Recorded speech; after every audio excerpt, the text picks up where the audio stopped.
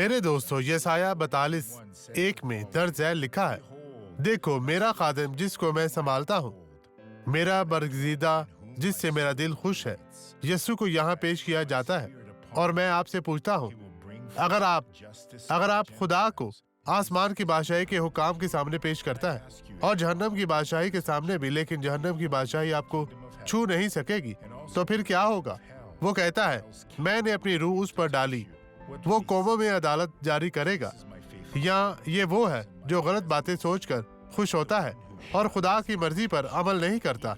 अपने आप को जांचे ताकि खुदा आपको पेश करे जैसा कि उसने यीशु को पेश किया, एक वफादार खादम जो उसकी मर्जी पूरी करेगा।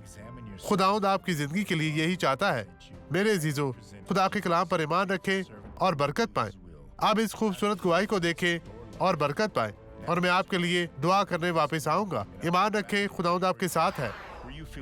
बहन, आप बीमार हैं, क्या हुआ था? मुझे ये दर्द था पास्टर ने दुआ की और ये दर्द खत्म नहीं हुआ था। और अब मैं यहाँ हाथ रख सकती हूँ। आप ऐसा कब से नहीं कर सकी थी? 10 साल से। 10 साल से लोगों, आए अब दुआ करें।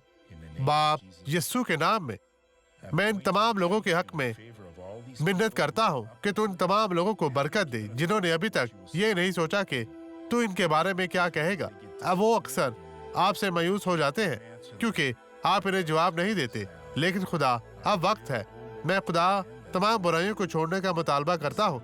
ये बुराई अब चली जाए, खत्म हो जाए यीशु के नाम में, और आप कहें ईमान में रहें और बरकत पाएं। यीशु मसीह नासरी आपके साथ हो। ईमान में रहें और बरकत पाएं।